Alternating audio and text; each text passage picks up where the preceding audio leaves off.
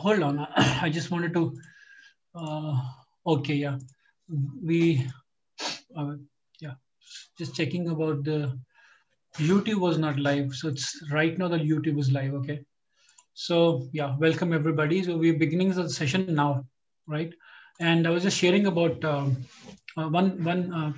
one specific incident or moment when a drastic change happened in my life. So it was around year back, around January last year, where I realized that all my efforts, based upon where I am today, uh, in the societal, I'm from India and from a Punjabi culture. Wherever I am born, which place, which country, which religion or which culture, in that, based upon that society, I was performing my duties as a father, as a son, as a husband, as a friend, as a member of the society, as a employee of the company, and so on and so forth. And I would say that I was pretty much doing well, very sincere, and putting my best effort. But that moment I realized something happened, that all this that I'm doing is not enough. It has not been enough for me to what I want. I'm not going to receive it. So that became very clear through all my effort of 46 years, maybe 45 at that point of time. And then that moment came when I surrendered to God. It's like I let the control loose. It was like now the control was led to Him. I surrendered myself to Him. And there is a big distinction where um, life's priority altered from uh, God or the divine first before anything else. That became the prime motto. And everything orients around it. So the priority shifted from, and that was one of the big shifts in my life, which I experienced. And that's all. I just wanted to briefly share about that. Um, Maybe I'll just speak a bit about Ascended Masters, since you're on the session for the first time.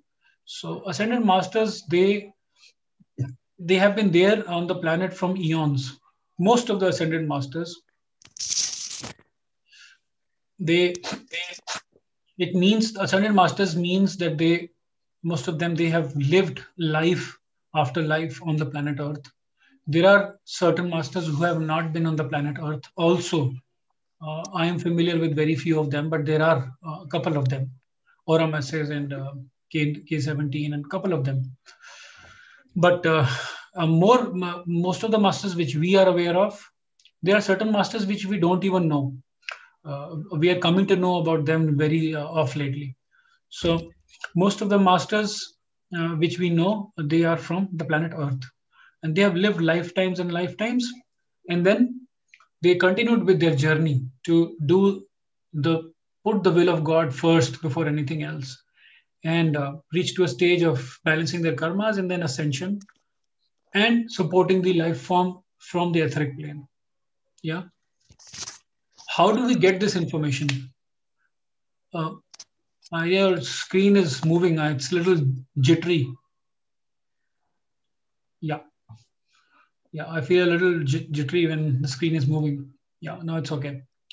So, are you with me? Did you follow what I'm saying? Yeah. Yeah. Okay. So great. So masters have this information of masters has been there. So ascended masters are in different age groups. Even their attainment levels differ. So like some masters who are very senior, like they have been there from maybe 50,000 lakhs of years. They become deities like Shiva and Ganesha and many others, Durga, and many more. And others which who are more recently, like Guru Nanak Ji, Jesus Christ, and Paramahansa Yogananda, Elizabeth Clare Prophet, Mark Prophet, Godfrey, so many. So they are like pretty new age, less than 2000 and or less than that years old. But my point is that the teachings of the masters has been always there on the planet, Rani. always. But the difference is that it was never being scripted in any of the books, holy books, Christian books, Bible or Hindu, Gita or Muslims uh, book, Quran or Zoroastrians or any other religion, because of the obvious reasons. Because the information which masters have shared was misused. Okay, and I will tell you a little about that also, how it was misused. And then, so that is why this information is not in any of the holy texts. It is there in the Akashic records. But when we speak, you will experience somebody who is a religious person, who they will experience. I am not. I was not too much into religion, other than I was following my family. But when we learn more about these teachings, we will experience that there is a certain amount of overlap between the religious teachings, which we get through different texts of holy books, and what we are learning from the spiritual angles. But that overlap is there. But then there is so much more than that. Okay, so that's where it becomes. This is why it is spiritual. Spirituality actually combines everything. It unites everything. And the religion creates more, it has more boundaries around the religion. Though that's a different subject and topic to discuss, because eventually there is nothing called as religion. It is the teachings from the masters has always been about the message. It was never to bind people into some kind of a religion. But that's a different topic, and for another time. But nevertheless, I have seen that my father was very devotional, and I had been following him when I was a child, ever since a child. But what did not resonate with me was that it was binding, and how can there be different gods? And my God is different than yours, and then there are different religions and all that. So, which this is something which resonates, and it brings everything to the open. This is an open space without boundaries. That's what the spirituality brings forth. And from the ascended masters, that's the best part, is that this is the highest order of teachings, sister. Now, how do we receive this information? Okay, so I'm going to be giving certain snippets right now, or certain points to ponder upon, and these will help you so that you can integrate later in the future. Yeah, my intention is that this should be more applied knowledge, more than just more of a theoretical knowledge, which is something which we keep it in our closet, somewhere stored in our memory bank. But this should be an applied knowledge right now. It should be useful. That is why I prefer to have an interactive session, and minimum screen sharing is so minimum. It's very minimal. We really need to have that interactive connect. So I was saying that the ascended masters, this is the highest order teaching, and but when it is not present through the holy books, how do we receive this information? Where are the texts? Well, the mode of transfer of this energy is through messengers. So lifetimes after lifetimes, evermore there have been, for forever there have been different masters, different messengers who have been preparing for their journey of ascension and doing God's work lifetime after lifetime. So every birth that they take, from the last birth to the new birth, there is an imprint. So the imprint is basically their imprint of the all the learnings that they have from the last lifetime. So that soul imprint comes to them in the next lifetime. But the strength of the the recognizing that the memory is coming from the previous lifetime is happening only when they are clearing their chakras. So because they are so continuously doing this work, like Buddha or Jesus was that might have been his last incarnation, but he had been doing his journey from a very long time. And I mean, the religious books, they talk different actually.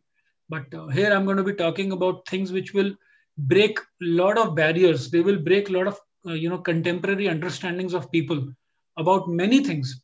So it creates a lot of conflict. So the invitation is that till the time we are here in the session, be open minded, be come with an open mind and an open heart, because this conflict is for sure there. But for the moment, if we come with an open mind and an open heart, we can at least allow ourselves to start to at least receive this information and then make our own assessment, maybe, if that is what if that's so for somebody. So so so the what I was telling is that this information which comes to these messengers is basically they are working from lifetimes to lifetimes, and every lifetime they have covered a gap, and then the next lifetime. So when they reach to the next lifetime, they receive a lot of dreams, they receive a lot of images. Okay, they meet certain people out of nowhere. It's just a synchronicity, and those people impact them just so powerfully. I mean, I can believe this because it happens with everybody. It's not that you have to be spiritual. I mean, that's not the intention. Every human being has that. But over a period of time, the people who have evolved, they understand it more powerfully. And they can use their previous life's learning in the new lifetime. And they continuously progress. And the progress that they are having, it's called as a cosmic surgery, or it is called also called as a fire training. So there is a learning which is called as a water training. Ascended masters use this language. So the water training, or the the it's water training is basically slow. You have to massage the ego. That oh Akash ji, I'm going to explain you. So this is how you should not do this. You should be like that. So basically, I am being explained about things so that my ego doesn't get hurt. So my ego is intact, my personality is intact, but by the person who's telling me, he is making sure my ego is intact, but he's also sending me the message that what is not okay, and very very subtle way, so that it's not confronting, and then it leaves to me to make a choice. So but it takes a longer period of time, very long time. And there is something called as fire training. In the fire training, nobody cares about the words, and nobody cares about the appearance of the things, but what they care is about the impact of it. They only care about making sure that the person is moving forward. And there is a union. The union is a challenge acceptance. Somebody really has to be willing. If I say that I'm challenged for this, now you and me are working on this game where we accept this challenge. And then whatever you say, like maybe, in this case, you are my teacher, whatever you say, I just listen it from this perspective of learning. So your words do not land in for me, which will hurt me, my ego, but you are piercing through. You're always hurting my ego. So your intention is to make sure that my ego gets hurt, and I challenge my ego, but then I still move forward. But you will make sure that I don't break, and that is what is important. That you don't leave my hand. And that is what masters do. When the student is ready, they start giving them fire yoga. So the final journey of masters like Jesus Christ, so many. I'm talking about Jesus Christ because we know not many of them, right? At least I have not read about many masters so far. So I know about Jesus Christ. I know about a little more, Saint Germain and Elizabeth Clare Prophet, and a couple of more. So I'm just using that example. Guru Nanak Ji. Are you a Punjabi, or I mean, do you follow a specific God? Yeah. I'm a Sindhi. So we do believe in Guru Nanak also. Okay, Guru Nanak. So Guru because Nanak. We've come from. Okay, so if you believe in Guru Nanak Ji, maybe you have a little background to Guru Nanak Ji. He had to face his challenges, a lot of challenges. Guru Nanak Ji was told by his father. His father was a guy who was a small blacksmith of some very basic job. He told that my son is stupid. He has no sense. He doesn't understand to do any good job. I send him to do work. He doesn't do it. So he always kept on saying him like that. Okay, because Guru Nanak Ji always spoke God language. Always. Okay. So he was never given the top. He was never recognized until he reached to a stage where he spread his word, and he had taken up a big revolution. I mean, you know the story, right? Now, masters, when they are ready, they go through a very fast track mode. And I was just telling that lifetime after lifetime, then they start getting synchronicities. They start getting lessons in a very fast track mode. right? And eventually it becomes very quick for them to move forward to their ascension. Yeah. Hi, Nisha-ji. Welcome.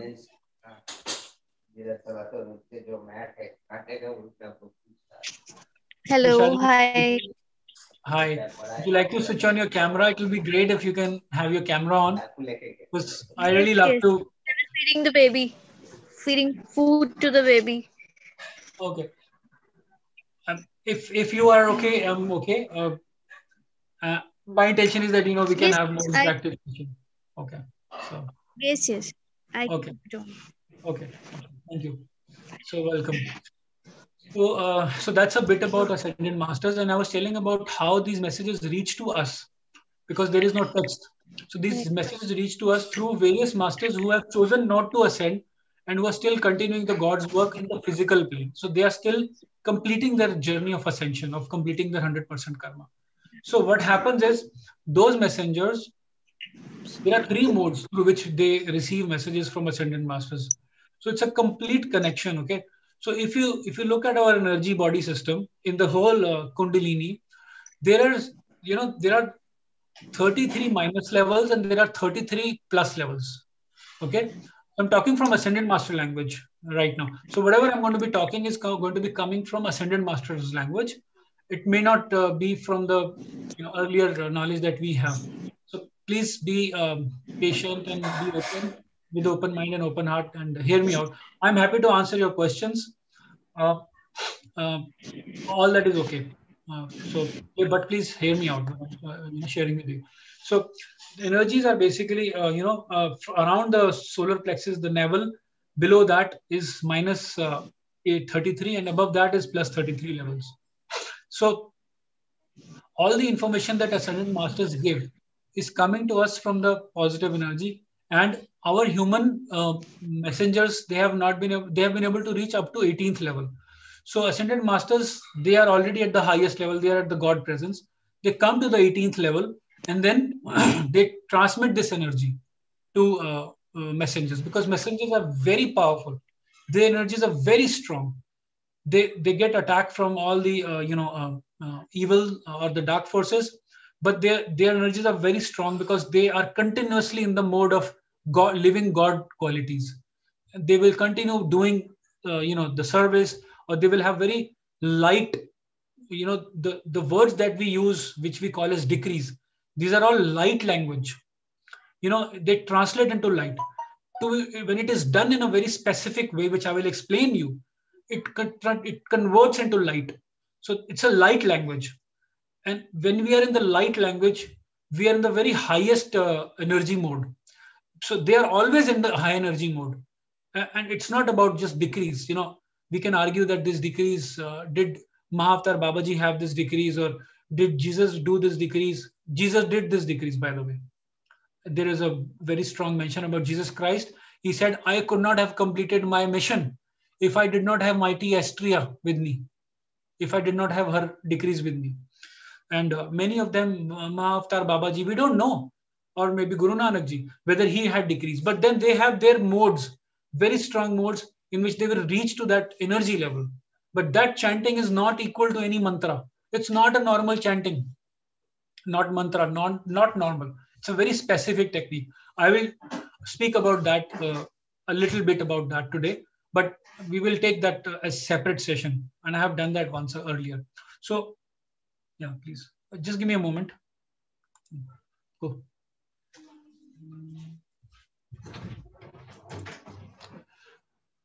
Okay, so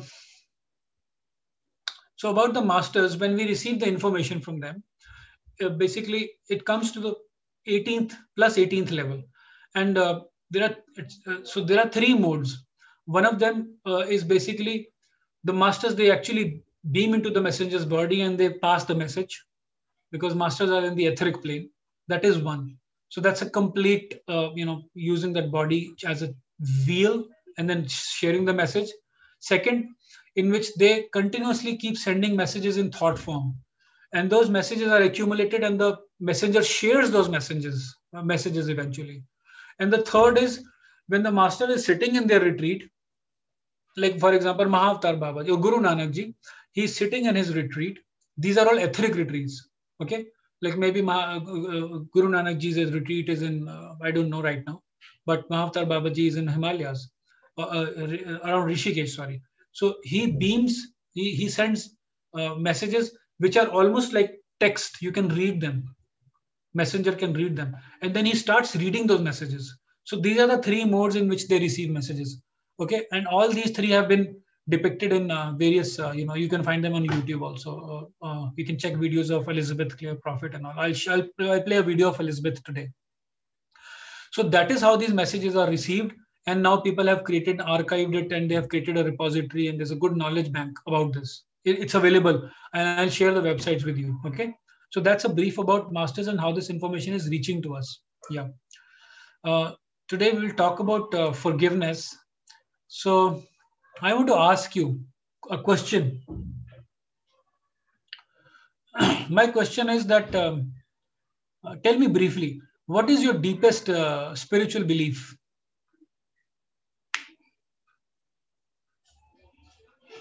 Yeah, go ahead.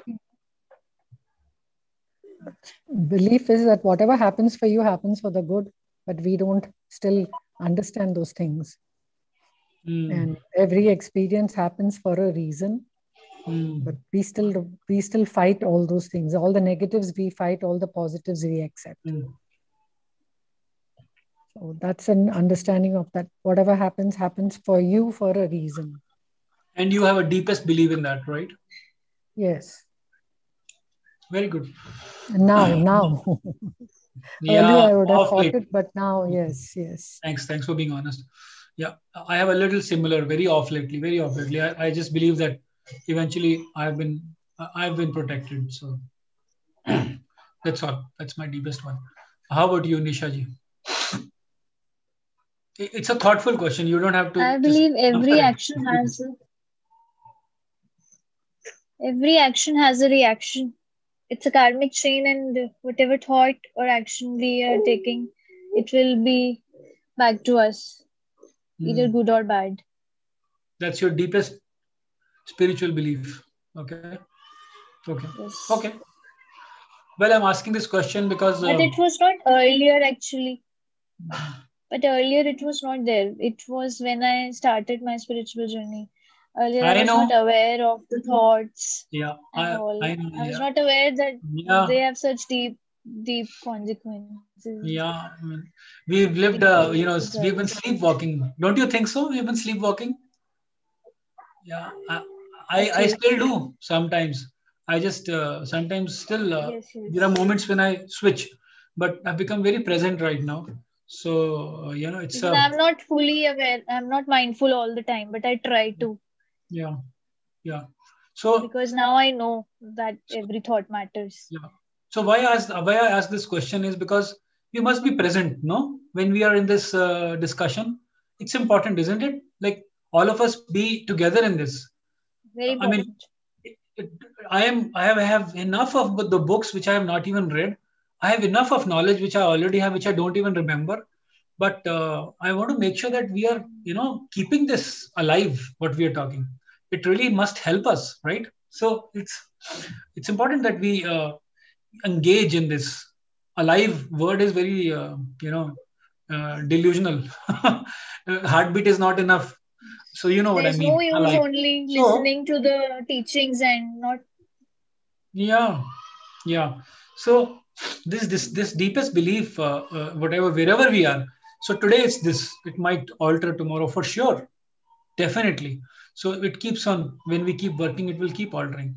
So what I'm saying is that wherever we are in our deepest belief, our deepest spiritual belief, have we also? I'm going to put some question. Have we seen that the things that we have accomplished in life, not spiritually but physically, at one point of time we really saw that it's not enough.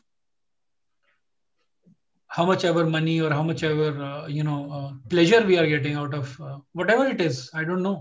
It could be anything, but it is not enough. It's not enough. After having as much as I want, still it is not enough. Yeah, not it is enough for a man's need, but never for his greed. Yeah, but do we really live like that? I mean, I am asking this question in a deeper way, that do we live content with money, relationship, or desires that we have, or anything that we always It aspire for? takes us time, but I'm sure at this moment in my life, I am more accepting of things, and I'm happy that I don't have any desires that I want more. I'm content with what I have, and I don't need more. Let me put it in this way: can you be okay if, God forbid, but just for a moment, and it will not happen, and we are sure it will not. But if nothing remains, no relationship, all the, the glory or whatever comfort is No, there, security. it will hurt for some time, but I think it will be easier to cope with it now, knowing the understanding that life is a change always. Yeah, I've these are come to that confronting stage. questions. Yeah, I'm putting these questions because they, deepest level, we are still questioning a lot of things. Okay, Yeah, and we are. and I'll tell you what I'm trying to say. Actually, have you observed? It's a question that, in spite of some people who are close in the family, it's not enough that, just because they are close, that, we can somehow trust them. At the end of it, I don't know what the word trust also means. Are you okay with living with that? Fine. You accept things. You accept it. Because in life, it's always a change. It's a daily change. It's a daily change. You have to accept the change. Once you are in that mode of accepting, things become easier. Yeah. But if you're going to resist every change, you will never learn anything at all. Our Yeah. resistance has to drop. Yeah. So these are esoteric questions, Rani. I am asking you in English, but these questions are very, they come as, abstract.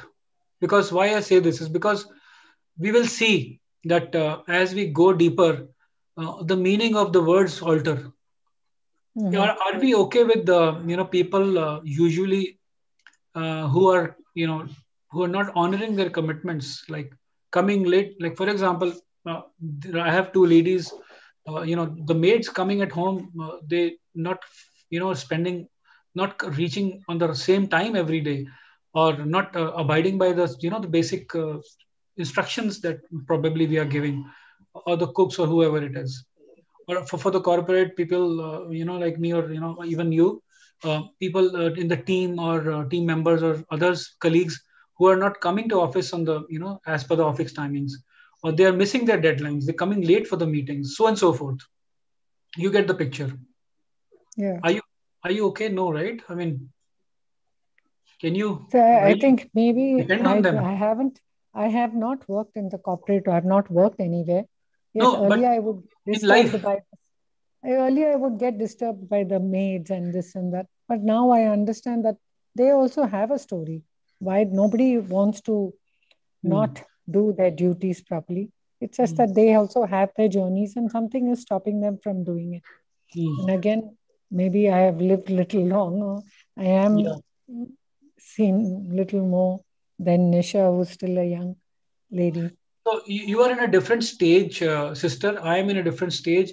Nisha is in a Yeah. different stage. But what I'm Yeah. opening up right now, I'm opening up something which is coming from the masters. Okay. Yeah. Another question is that, are you comfortable with people who, do certain wrong things? Maybe a simple thing is lie. Okay. And then they don't accept it. They just don't accept it. Are you okay with that?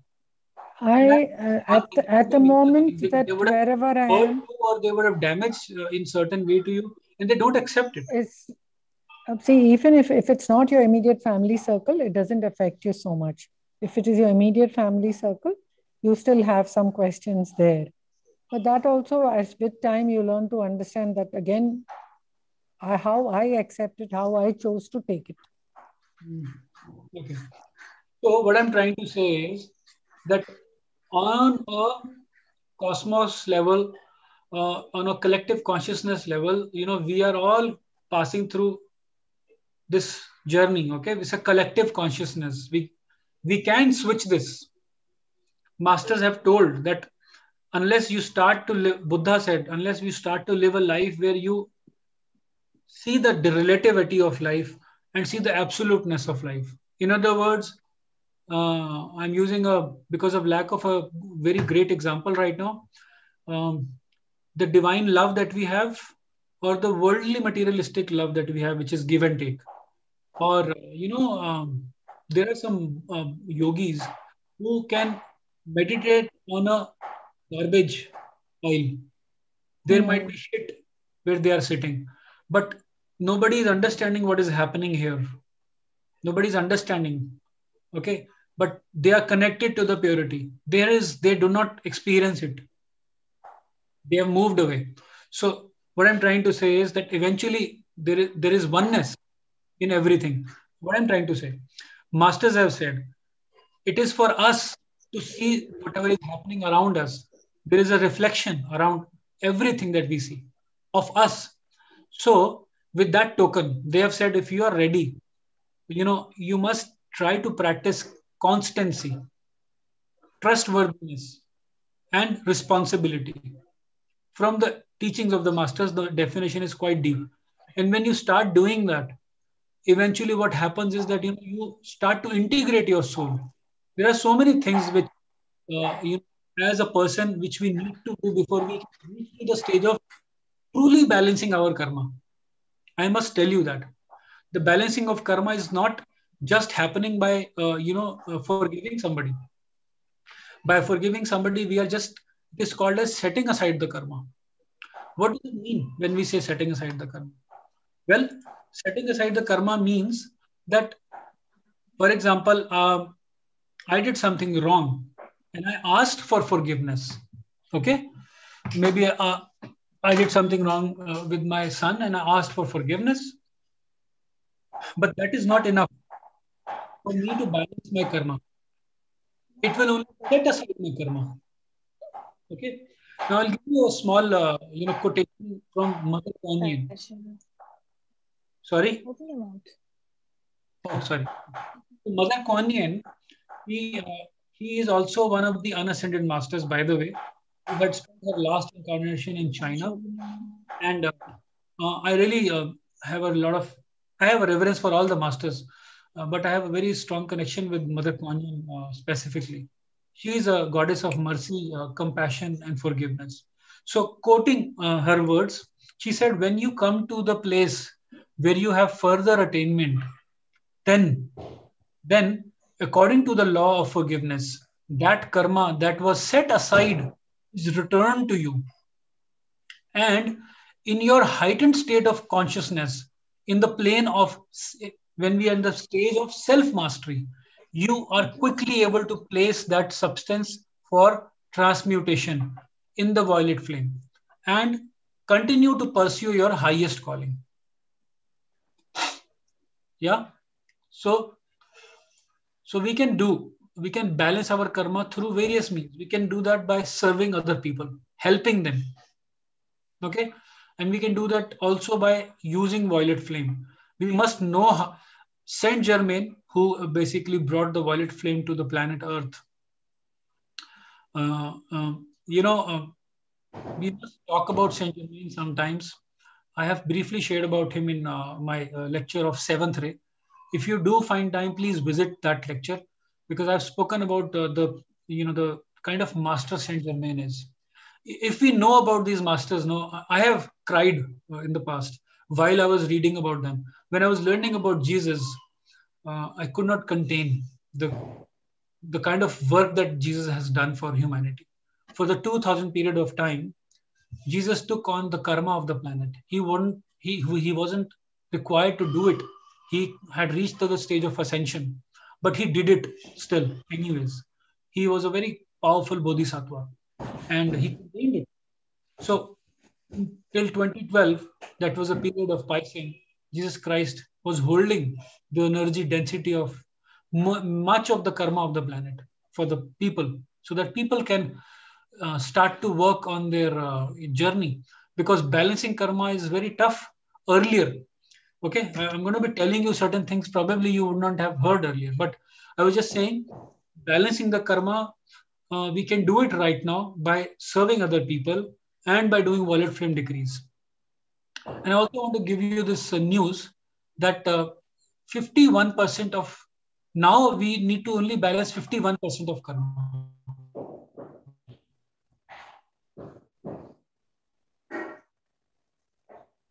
Sorry.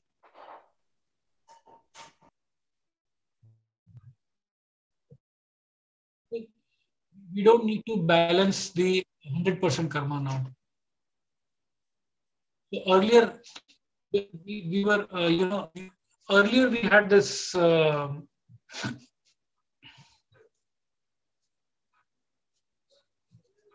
Yeah. So, I was just saying, Rani, that earlier we were required to balance 100% karma. But now, when I will tell you, Ramakrishna, Ramakrishna, J.D. Ramakrishna Murthy, he passed away, and he actually did not balance 100% karma. So around that time, it's around more than 100 years ago. Okay, I don't know exact time, but it was between 100 and 200 years ago. This is one thing which gods have done.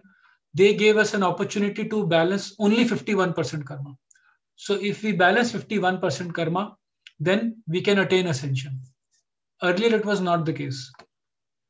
Okay, so that's a good news for us. So I was just telling that we can do many things to set aside our karma. So, and then also when we are in the process of balancing our karma, by doing various things, by service and world from decrees, there is something called as God's grace, Guru Kripa. So I never knew actually this is true, but it is true. So we can't demand this. So God grace comes to us when we say it is grace. It comes to us by God naturally. Yeah. Hindi में भी हम बोलते हैं गुरु कृपा. So गुरु कृपा करते हैं जब वो करते हैं. So I cannot say कि I need to get this. So this is given by God. So what God is doing is basically God is looking at the people who are doing this ascension work. Hindi में बोलते हैं बिन मांगे ना बिन मांगे मिले मोती, मांगे मिले ना भीख. There is a word, some kind of, maybe by Kabir or something like that. So when masters see that the person is genuinely, okay, this word is important. There is a authentic, there is a noble effort.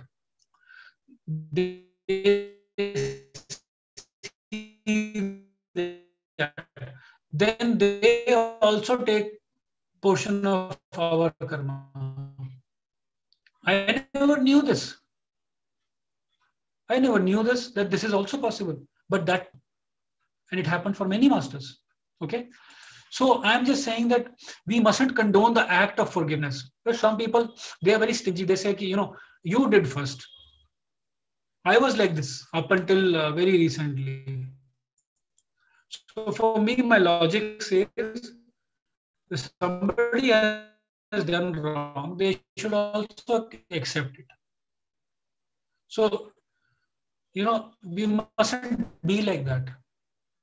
We mustn't be somebody who becomes stingy that you did first. So first you should apologize. Why should I apologize? I think that is, for me, that was a learning. So we must be in the state liberal. At any point of time, we should be in the state of forgiving, be liberal in forgiving. Okay.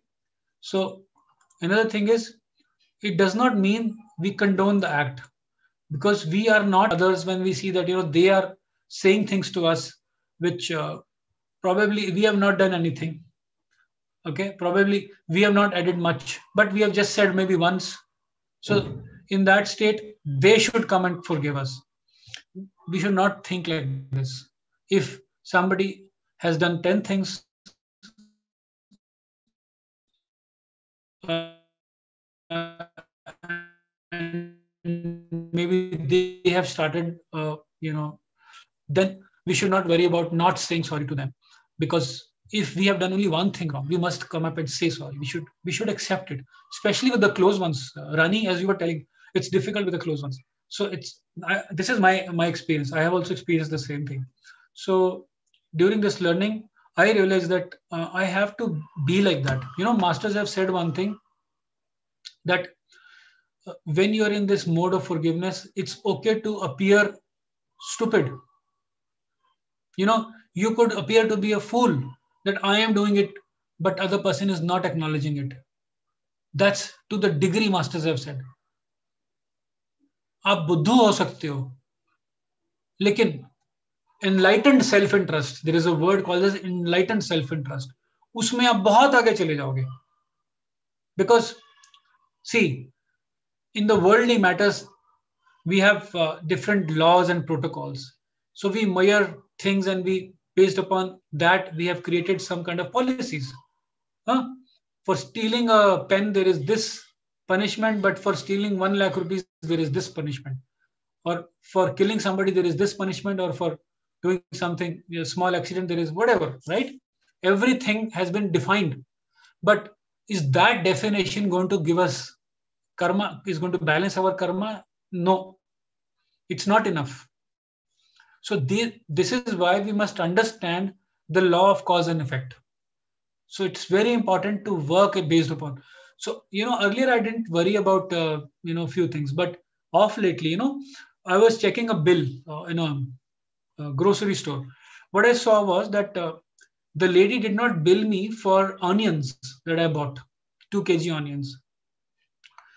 It was not a problem earlier, because I would have seen it and I would have said, your problem. But I saw this and I made sure that this is separately billed. And I'm just trying to give you small examples, because we have to be mindful. Karma gets generated. It's not about anybody looking at you. God is always watching us. We cannot fool him. We cannot fool ourselves. We have to. This is why it is important to have an open heart, because unless we are conscious of this, unless we are mindful, we will always have we can get away. That's what I want to say. So forgive the soul, not the not self. Have you heard of this word? I did not hear this until I was in this process of learning about forgiveness. What does it mean? Let me tell you. Well, it means at soul level, Nishaji, Rani, Akash, all the beings, 8 billion people on the planet, they have a very purity. That's a godly state. Okay? So can we condone the soul? Can we punish the soul? We can't. The soul is pure. Soul is pure. But do our lower densities and our psychologies have matters which they can do wrong? Yes, they do. So what masters are saying, forgive the soul. It's a very important point, and we have to learn this. It's not simple. This word needs to be understood. Forgive the soul and not the self, and not the not self. It means that the dweller on the threshold, which is our brain, the rational brain, the human mind which can go wild, the wild monkey, that needs to be, that is the not self. That is the one which you are dealing with. Forgive the soul, but not the not self. Usko forgive nahi karna hai. So what happens?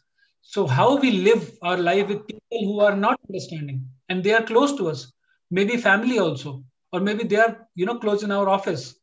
How you work with them is, the word is depersonalize the not self. What do you mean by that?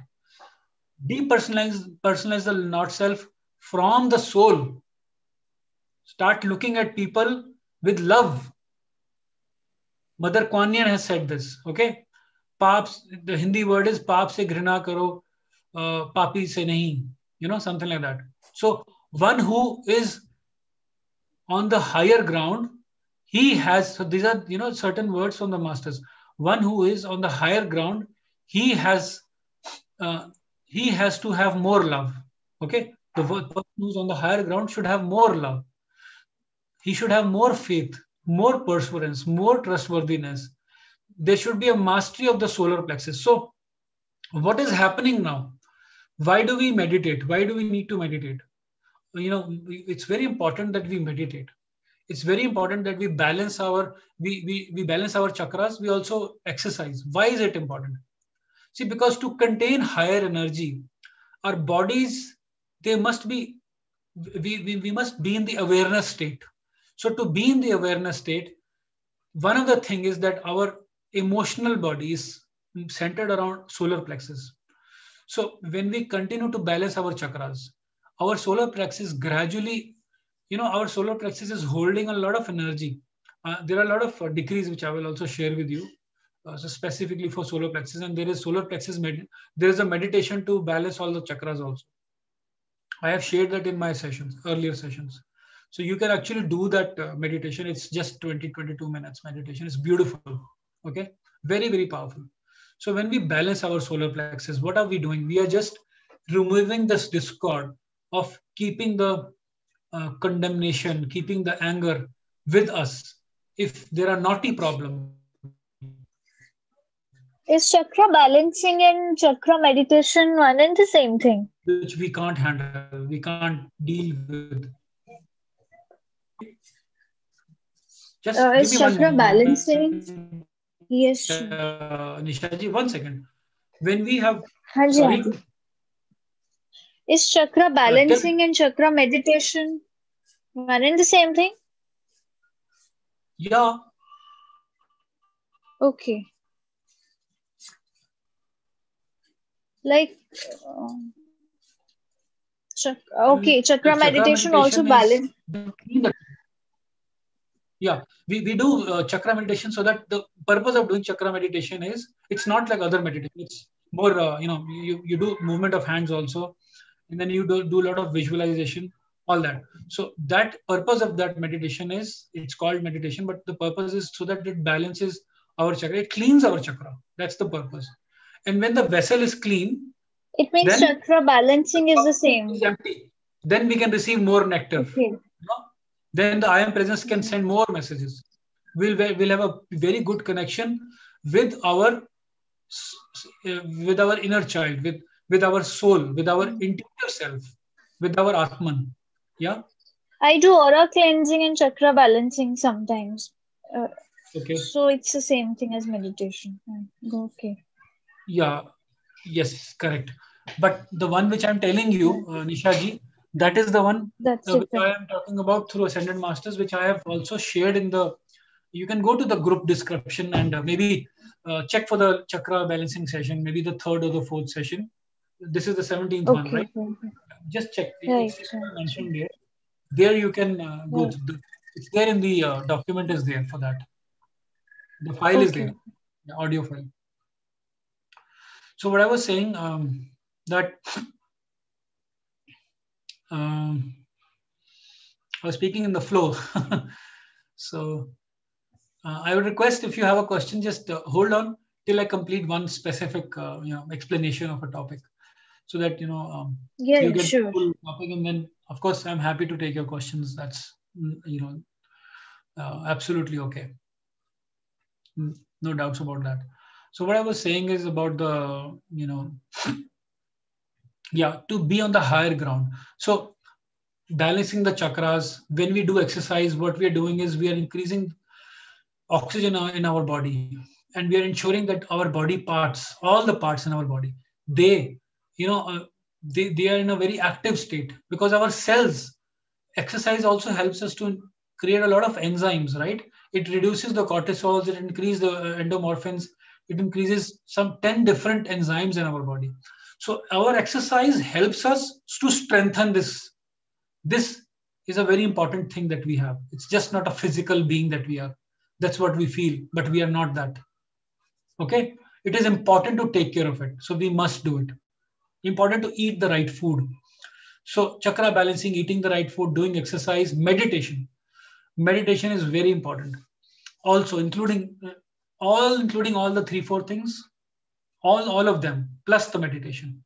Because meditation helps us to always continue to remove our attention from the worldly relativity of the life. What about the sudden problems that we face? people have a hard time focusing on one thing. It's a very common thing. People find difficult to be present to one thing. So that's what we learn in meditation. We learn to discount, to treat everything as less important than the focal point, and we continuously do that. So what are we doing is we are dissipating. We are learning how to let go. It's not so easy to let go. Okay, so we must learn to do that. Sometimes fasting helps. So being in control is very, very important. And we cannot be in control. I'm talking about our physical, So where are we challenged? We are challenged in our biological conditioning, right? We are challenged in our psychological conditioning. We are challenged in the societal conditioning and the environmental conditioning. And these things we need to master. And when we continue to master them, we are improving our learning from the ascended masters. What we are doing is we are able to move to a very higher ground. Our energies increase. Okay. And when our energies increase, that is what masters are saying, that one who is on the higher ground, he has to have more love. He has to have more faith. He has to have more perseverance, trustworthiness, mastery in the solar plexus. There is more peace and harmony. So, seventh ray, that's where, and many other rays, these have been covered in depth. Sister Nisha was there in some of the sessions, so you know it. You are able to go beyond, this wild and the monkey mind. You're able to go beyond the dweller, the rational, the argumentative, the angry self, and you are able to see their soul. It's easy when we talk to a blood relative, like maybe mothers. For mothers, it might be easy to talk to their son, at least up to a certain age, maybe, where they discount everything and they're just looking at the soul. That's what I'm talking about. It's possible for every human being, sister. This is what we have to be. We cannot be different. When I say I cannot, I'm just being a little more direct to you. But we mustn't. We must practice this. That's what I'm trying to say. And then the next one. A life from the depersonalized is the life of a true yogi. Okay, a yogi. He isn't embarrassed to talk about himself. Anything, all things, good, bad, ugly. He depersonalizes, and he believes that all the experiences are part of the universe. Can we be like that? Sister Rani, Sister Nisha? To be like that. No, he doesn't care about the physical. We are oriented about our sexuality so heavily in this. I'm talking about the most modern countries in the world, which are, we call them as Westerners, Americans. They have more psychological impact when we talk about sexuality. Okay. Because they are dealing with other things, polygamy, and so many other things that are happening. Let's not leave aside India. Indian men are supposed to be very, kind of in control. But when the reality comes, the reality is they are not strong. They have addictions. Probably somebody has addiction of masturbation. Somebody has addiction of whatever. But they will not openly say it, because they must hold that they are in control. Women must be pious. They were always, they are in always, goody. But that doesn't mean that they didn't have any, their psychologies are disturbed. They also feel the, whatever it might be, the impulses. So our impulses are the ones which are addictions. Masters have said that addiction, there are more than 200 plus addictions, and drugs is just one of them. And that is not the only dangerous addiction. It is equally dangerous as any other addiction. And in those addictions, the addiction of, chocolate, of sweets, of anger, of this, sexuality, masturbation, or whatever I was talking about. So many are there. there is one decree 7.11E. Sister Nisha, you have that with you in the book. And Sister Rani, you could join the group and you can go through it. I'm going to share the link. If it's your heart's calling, do join, and you can receive these. It's in the group. I mean, there are so much material in the group, and you can just go through it. Okay, this is the link. If it's your heart's calling, join the group. So I'm talking about things which are stopping us. Okay, we cannot be at a higher ground if we cannot deal with our psychology, if we cannot deal with our biological limitations, our biological conditionings, if we cannot deal with our, the things which are holding us down. We have to be, that is what discipline means. It means that this is what it means. Okay, and life alters completely. So a person who is in that state, they can easily forgive others because they are no different than us. Yeah, that's what the message is. What I was saying is, a life of a true yogi is like this. He is comfortable to talk about anything because he is talking from a ground of helping others. When he is saying these things, very important, please listen these words carefully, okay? He is not embarrassed when he's talking about himself, about anything, okay? And it's, for other people, it becomes sometimes very confronting to listen these things because he's talking about everything in the planet. Like I spoke about a little about sexuality, it was not comfortable to listen because we have so much, conditioning. We have filters. This will not allow us to express. A small child, we love him, right? Nishaji, you are experiencing it right now. 2-3-year-old child will do susu. He will do potty, wet their clothes in the public, and he'll still smile, and you'll kiss him. His feces is not bad.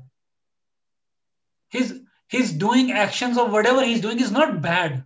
We are not bad because we got something. We have to understand that. This is the ownership that we have to take. There are certain things we have to move further. People are dealing with psychological issues beyond explanation, who are the most advanced of the advanced in the world. And I know it personally because I've witnessed it.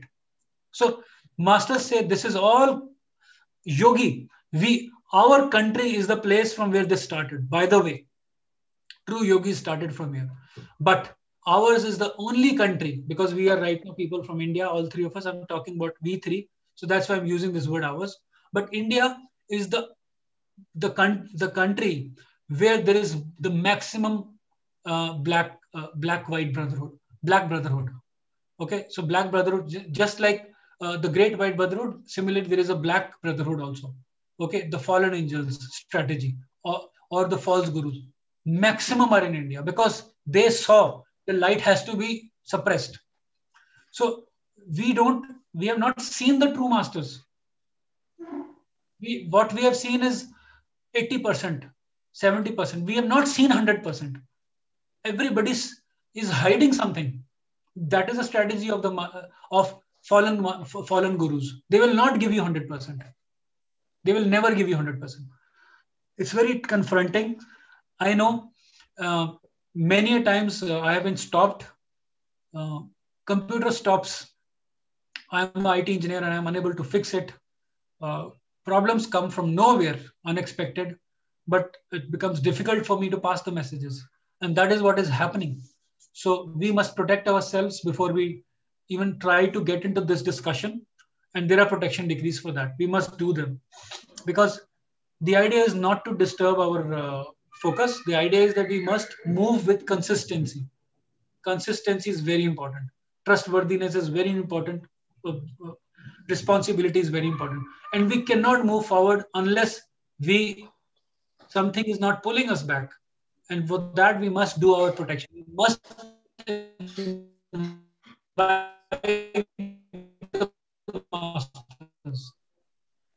please remember, we must without the help of mighty Astram. Can you believe? Okay. So So one important point about yogi is he'll be very, very direct, and he will be completely open. Okay, that's one. He will treat everything as one, and his attention is on the larger good. He understands that what is happening to us is not private. What is happening to us is basically a process.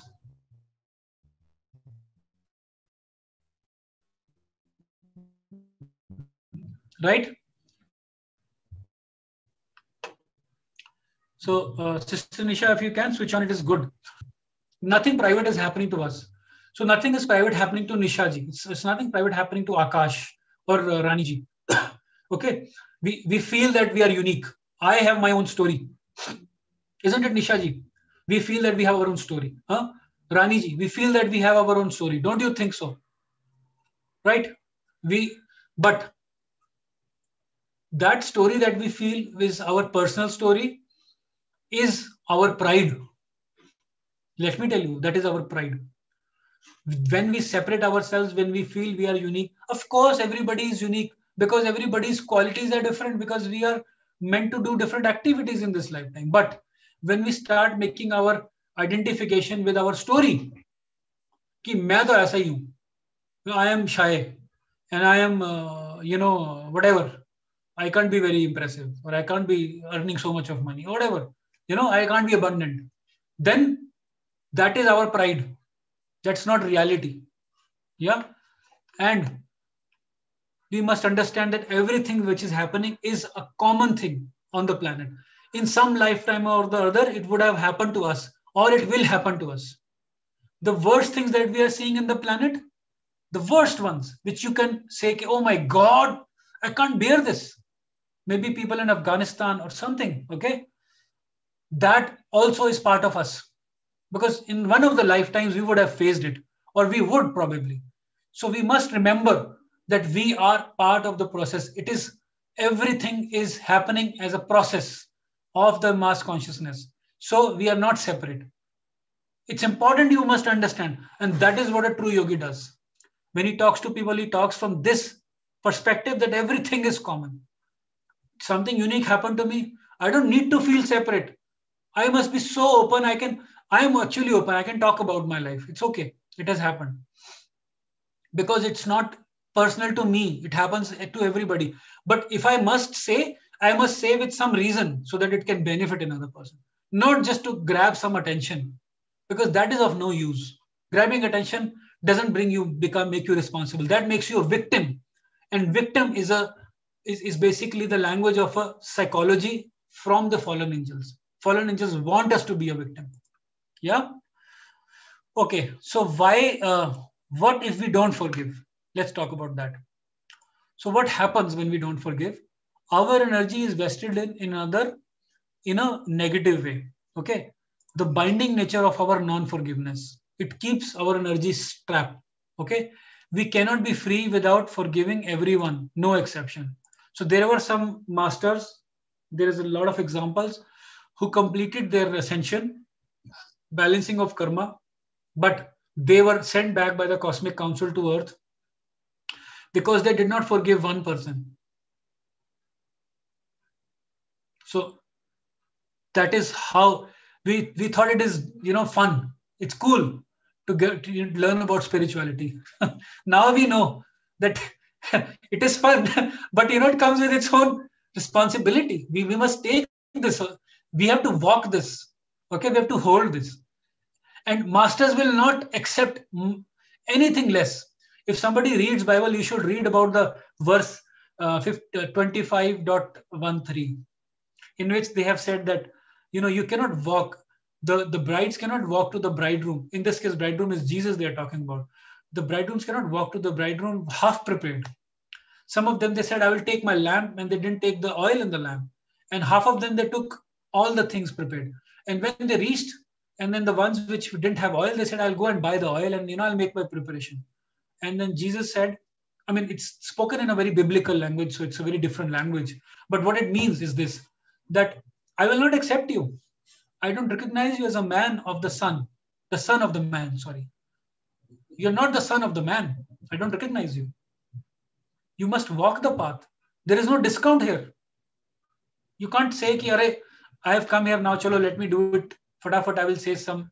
You can't do decrees and say ki I've spoken words and 1,000 decrees mein mera ho gaya. You have to do it from your heart. The ritual has to come. When somebody says that, if you say, Akash, that I must ask for forgiveness, but by asking forgiveness, it is not enough. It is only setting aside my karma. So why should I even ask? When the karma will come, I will deal with it. Tab dekh lenge. Correct? It's a valid question. It's a very technical question, right? Yes. Our mind will tell us this. But it is not enough, because there is no feeling in it. The word ritual integrates the feeling.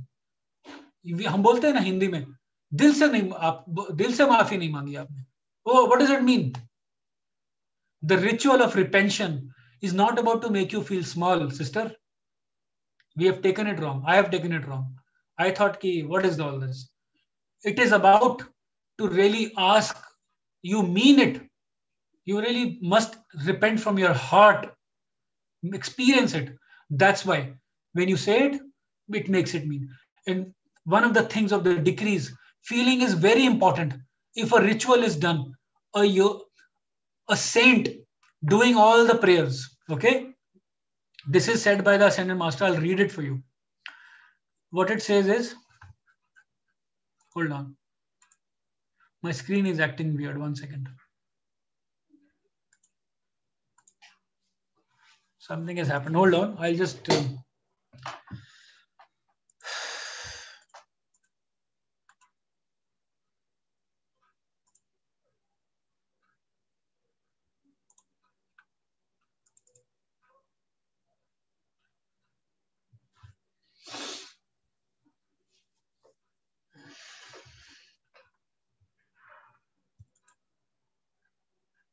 Yeah, I'm back. So quoting their words, and in fact, quoting their words, it says, you can engage in the rituals for the lifetime, but your heart may never have been opened to your God self and the Father, Mother God. What does it mean? What does it mean? Doing is not enough. Feeling is important. Yeah, it's not enough. You cannot not mean and do it. It's not enough. Your brain cannot handle this.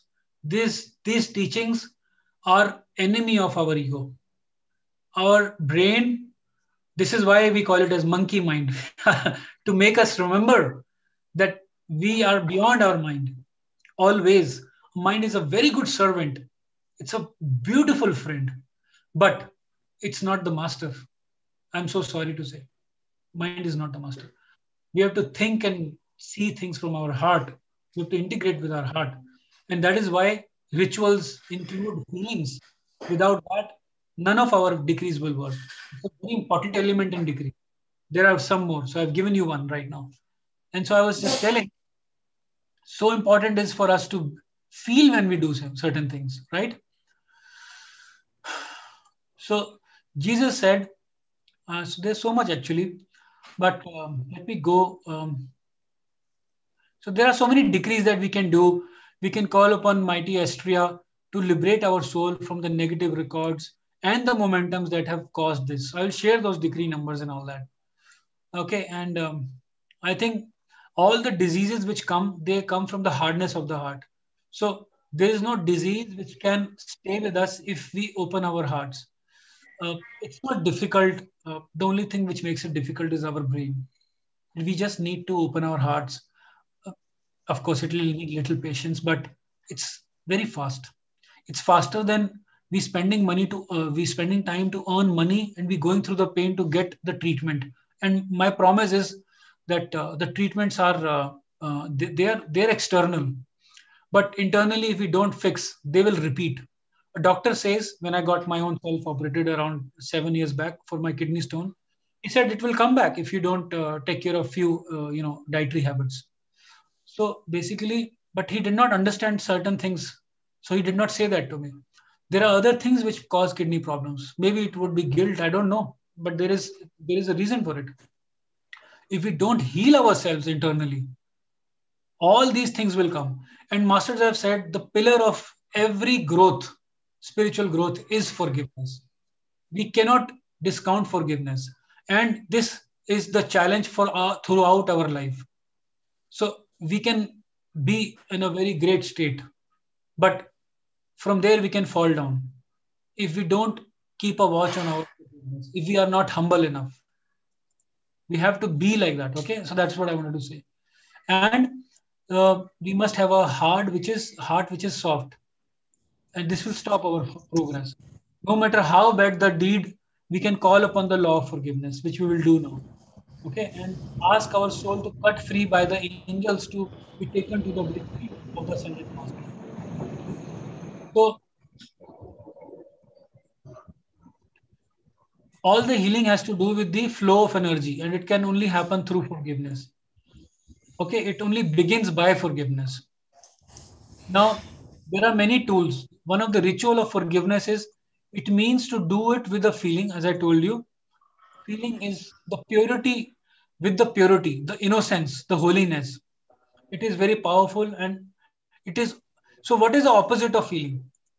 Opposite of feeling is mechanical. We can do mechanically also, no? वो डब्बा आया था ना उसका.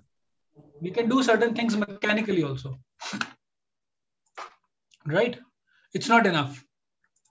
It's not a one-time activity. We must do it daily. Like we brush our teeth, eat food, we should also do forgiveness daily. We might maintain a journal if required.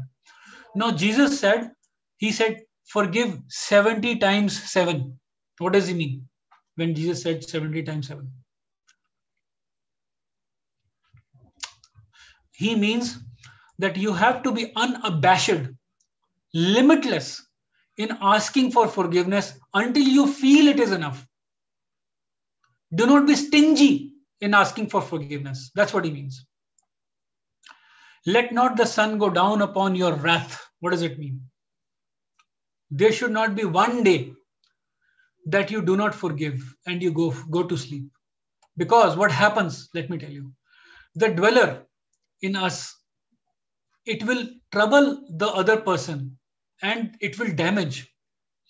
Well, we may not believe it, but it happens. The dweller in us, it actually troubles the other person and it damages. And those damages get accounted for in our account as our bad karma. We never knew this, right? We must know that. There is one thing which is called as, we must fast. Why do we say we must fast? See, when we have our stomach empty, when we empty our stomachs, what we are saying is we are emptying our human desires. Try to fast and see. Yeah, of course, Ho'oponopo counts, 100%. You can do Ho'oponopo throughout the day.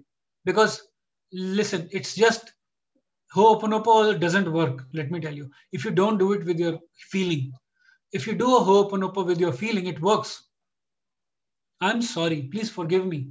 Thank you, and I love you. I'm just completing the whole thing. You know, in Ho'oponopo, I'll explain you a little more about it later.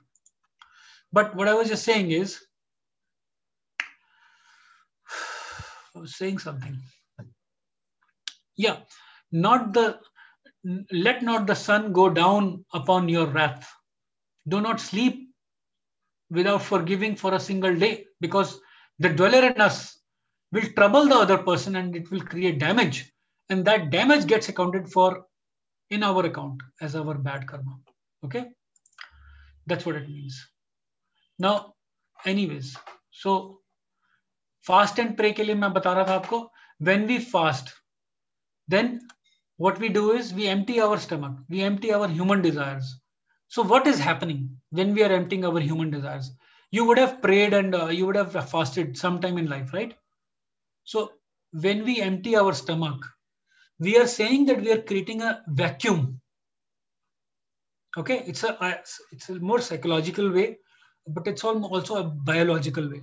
What we are doing is we are, ladies do, Hindu ladies, they do this, they keep their fasting for complete one day. You know, what is that name called? For the husbands. Yeah. So any form of fasting, But some people Kadwa Chauth, yeah. So some people fast without water. Some people do it with water or whatever. But eventually, when you're fasting, you're emptying your vessel. So there is a vacuum created. Okay, that's a biological part. But the second part is also very important that some people don't take care of. I'm not talking about any one person, but some people I know they don't take care of. I have seen it around me also, and I've seen otherwise also, not just in my family. What is important is that we, after creating the vacuum, what we are doing is we are filling this vacuum with God desire. And what do you mean by God desire? We are filling that with God Himself by praying. We do prayers. What we are doing is we are asking God. In that prayers, we are asking the God whatever we are asking. Very powerful.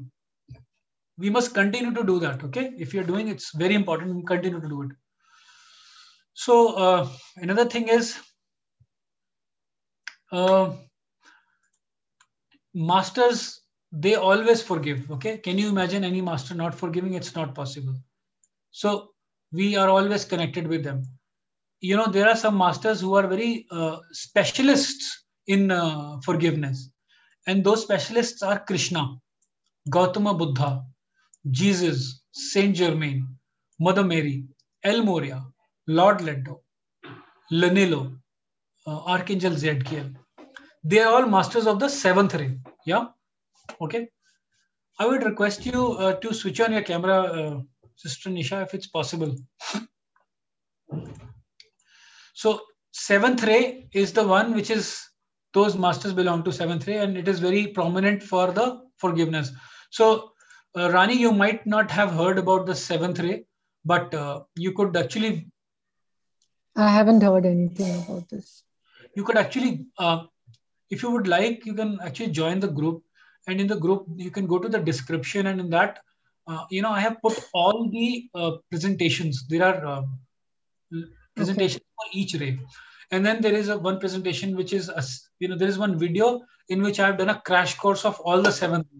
So watch each ray separately, and then later on you can watch the seventh ray separately.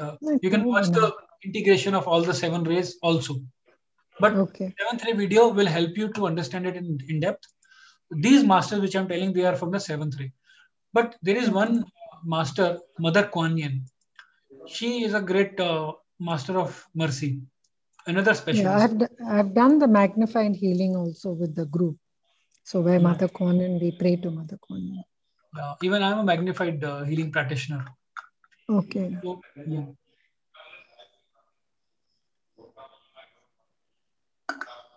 I have done my review in July last year.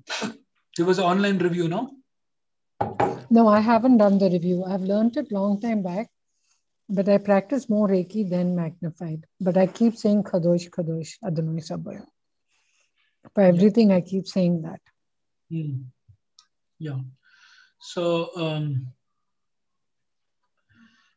please be around Sister Rani, because there is so much that I promise you, there is so much that will open up your eyes. And I know that I can say so much more, but I'm going to tell you on the right time when you integrate more, because each lesson must come at a certain level of certain time, time in your life. My words will not mean anything. I can tell you from where I will speak, it must come to you, because when you receive it fully, that is the only time, because I am also learning, let's be honest. Okay, wherever I am in my own journey. But there are times when I start receiving it. That is the only time it means anything to me. I agree. Yeah, totally. I'm only saying be around, and there is so much more that will really open up your eyes. Yeah, because so this perspective of the which group are you talking? Huh? Which group are you talking to join? If you look at the chat window, in that there is a link. Okay, Sister Nisha, it's okay. I understand. Whenever you're able to, please switch it on. That's all that is all request I am making. That's it. So Mother Kuan Yin, as we know, she is the goddess of mercy, compassion, and forgiveness, and she's a great specialist. So Mother Kuan Yin's love, her level of forgiveness is so fierce. I'm using this word fierce, that it almost overwhelms people. It's not usual for people to contain that level of mercy and forgiveness and compassion. So, and her training is very fierce training. So people who want to take her training, they must be really, kind of tighten their boots, and it's a boot camp. They should be ready for that kind of a surgery level training. She says, Mother Kuan Yin says, the foundation and science of the path of the abundant life is forgiveness. It is the resolution of harmony between every part of God. It is an intense love action of the freedom flame, which is basically the violet flame. And the violet flame is the forgiveness flame. So if you find it hard to forgive, call upon Mother Kuan Yin and learn from her the laws of forgiveness. In her etheric retreat, she has a temple in Peking. So you can do it, Mother. That retreat of Mother Kuan Yin. I can do it. We just need to call upon her. Before we sleep, we make a call and we invite her. We ask her to take us to her retreat. We can do that with any master. And we get to learn whatever we are ready for. We must ask for it, and they take us during our sleep state. And then we get that training. And over the period of time, days, months to come, we see this alteration in us from nowhere. It's coming to us, but then we know from where it's coming. The masters have said few things, like Mother Kuan Yin says, be humble enough. See the words, you will really feel love. Be humble enough to receive God's forgiveness, and be loving enough to forgive your brother as God has forgiven you. Be strong enough to go and sin no more. It is the first step on the spiritual path. Have discipline, constancy, trustworthiness. Then God says that justice belongs to me. Forgiveness belongs to you. होता है ना, I have seen this with me. I have seen this with everybody I have met. कि अभी इसको हमें lesson देना है, इसको समझाना है, इसको सिखाना है. Let me tell you, brothers and sisters, we can't teach even our own son, our own siblings, our own family members. Unfortunately, but it's true. But is it liberating you? It can liberate. Yeah, it can liberate you, because if you come from a space of no stinginess, you can walk your path. You can be a support. You can do whatever you need to. There is so much teaching available. You can be a support to them and they will receive it. People see and they receive it. When you are on the right path, you will see more people poking you, from everywhere, here and there. If somebody's here, everybody's, you will say, Baba, pareshan ho gaya main. So that has to be. Pareshan hona is the time when you are being tested. It's good. The karma is getting balanced. It's an opportunity. So it is not my job to worry about justice. My job is to forgive, and I must do it abundantly. Do not believe the lie that you are not worthy to be forgiven. These words don't mean anything unless we really integrate with these words. This is enough. We don't need to go anywhere when we know this. When we know this message from the masters, we don't need to worry about anything. The law of forgiveness has a corollary principle of taking offense. अरे आपने इतना कुछ करा, इतनी गलत बातें बोल दी, आपने तो कभी उसको फील नहीं करा. मेरे तो कोई एक छोटी सी बात थी मैंने बोली होगी, जो आपने इतनी बड़ी उसको आपने अपने साथ पकड़ लिया. From all the bad deeds that you did, you never apologized or realized anything, but my one word was so heavy on you, and you are trying to make me realize that one single word. First you ask for forgiveness. You are more in contempt, not me. That is what means to take offense. Take no offense, brothers, sisters, don't take offense. Just be liberal in asking for forgiveness. You take the first step.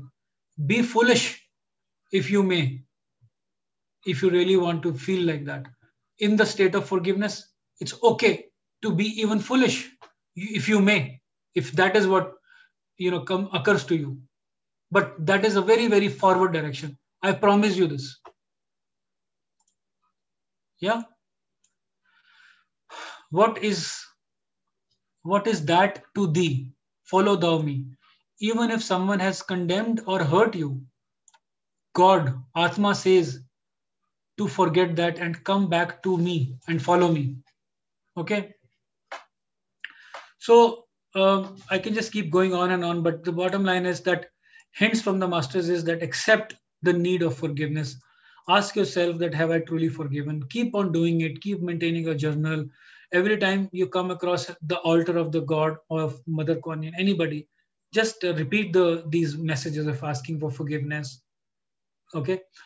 As you forgive others, so you will be forgiven. Remember that. And forgive your karma, forgive the higher self. Sometimes people have not forgiven their higher self also, for not being intolerant. Okay, for being intolerant of your not self, because our Atma has been tolerant of our dweller, of our negativity. So forgive our Atma also. Forgive the messenger, forgive the masters, forgive the God. People have condemned, they hold contempt for God. Even when you think that is unthinkable, that you have not forgiven God, please forgive God, because that is how it is. Forgive and ask to be forgiven, even when you think that you are not in the wrong. Do this because you live by the Ascended Master Code for forgiveness. It is to give another the opportunity to do the same and to do it with sincerity. The Master, peace and aloha, they have said this. They are the Elohim of sixth ray.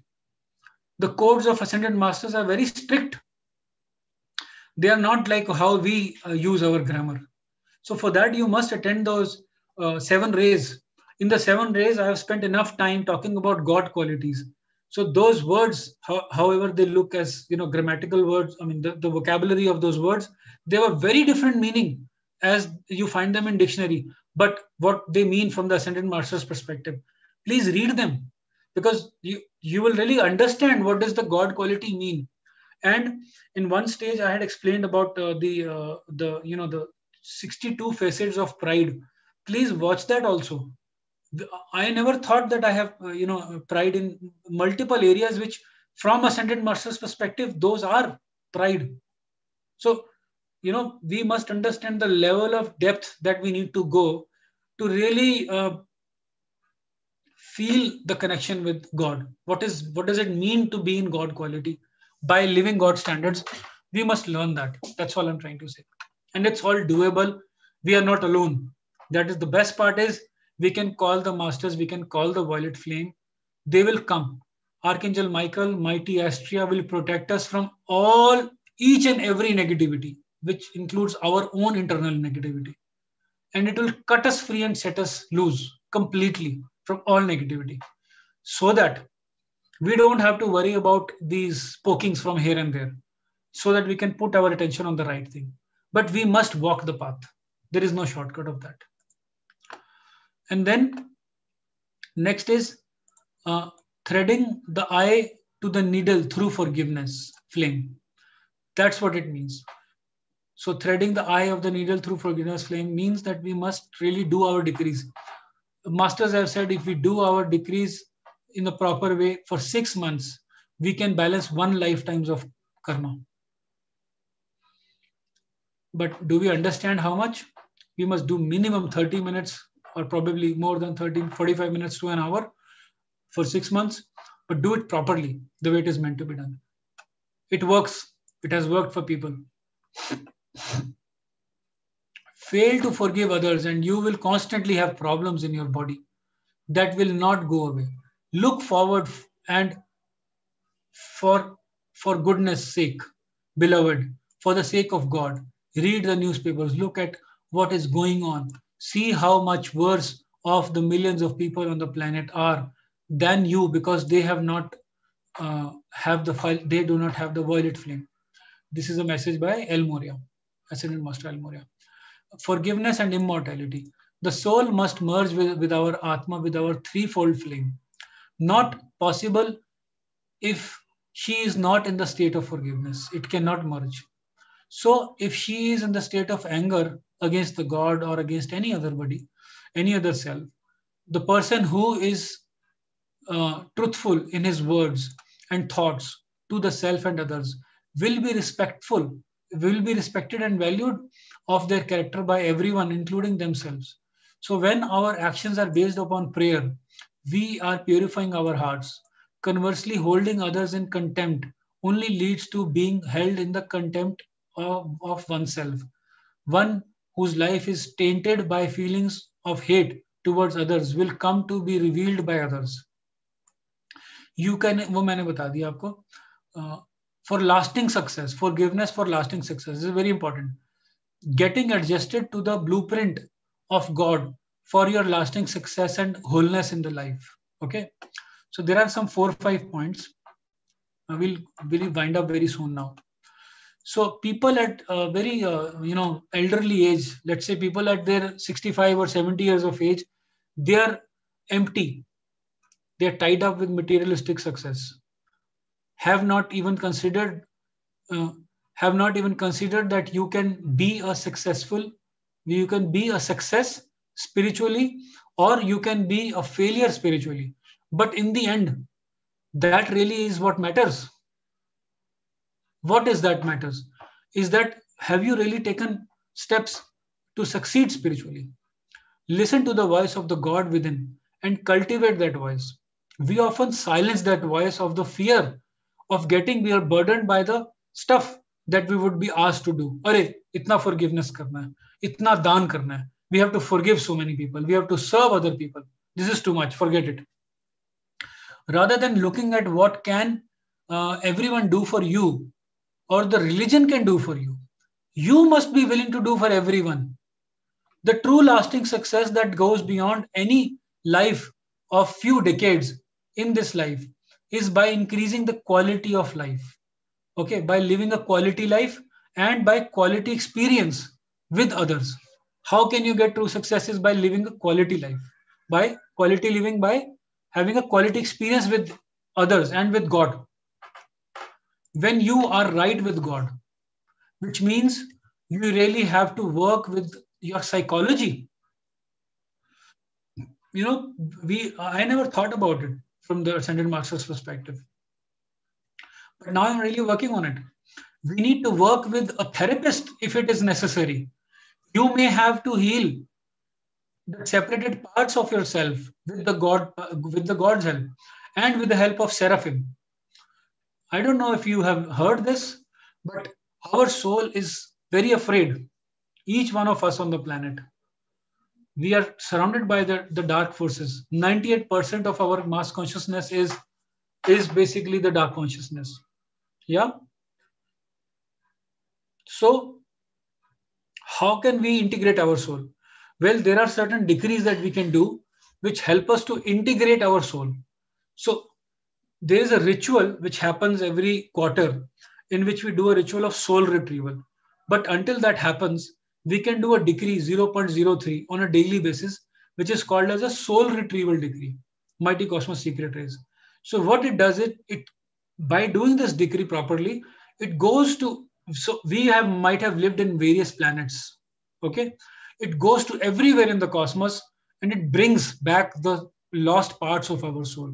So gradually our soul integrates, and it's very important for us to integrate our soul. And this is an action, my brothers and sisters, that we mustn't delay. We must integrate our soul because our soul is broken. It's in parts and pieces, and only we can do it when we are awake. Okay, and we must take the help of masters, of God, of Seraphim. Seraphim is basically those angels who, just like elementals, who work on very nitty-gritty of the human beings. So they are very close to human beings, just like elementals. You can, similar to gnomes probably. So you call them and they will help you quickly. When you have that wholeness, everything that you touch will be successful. And when you don't have that wholeness, and when you are fragmented in your soul, when you're fragmented, when very fragmented self, when you're in the fragmented self, compromises that alchemy. We compromise that alchemy. Okay. And Saint Germain teaches you in his books about this alchemy. So, as I was telling you, when we are fragmented, we are not integrated. That is when we are unable to make the real success. That is not complete success. So that is why it is important for us to do the soul retrieval. So continue to succeed and always tithe. Why do we want to tithe? So tithing is a very Christian term, but it only means that we must give away some portion of our earning. Why? Well, because the law of universe, the law of God is that if you give me your energy, if you give me your your sincerity, if you give me your pure heart, your dedication, then I multiply and give it back to you. So in that, he's saying using this money is because money is also energy, and we have accumulated this energy from ourselves. And when we give this energy, because that is also a form of giving ourselves to God. Some people can do whatever they can do. It does not mean that you have to do X amount, but whatever you can do, it is, we must do it. Some people can't do much money, but they should give service to God. Okay. But some people who can give money, they must separate 10% and give it. In fact, one must develop a ritual of first giving away 10% and using the rest for themselves. Why? Because by doing that, I am learning right now. I must remember to say this as a disclaimer that I am learning this myself. I am on the path of myself learning to do it. So I'm practicing it. Maybe I'm trying to do it close to that percentage. I might not have reached 10%. But now I've reached to a stage where I'm doing it ongoingly, as much possible, as frequently as possible, as much as maybe daily. Yeah. So when we give this energy to God by giving, let's say, 10%, God multiplies that energy and he gives it back to us. So that is why we say that tithing to God or any good cause. It's like you can do it for any good cause. It always multiplies and God returns it in multifold. So write down. Now another thing is write down 10 important goals. Scratch 9 until you are left with that one goal, which is worthy of your time until the day you are on the planet. So you must remember to create the right goals. Spend the right time on the right things. Yeah, I think we will also wind up. It's time. It's 1 o'clock. We must wind up. Our session was till 1. So let us do a quick prayer. I think I've covered most of the things.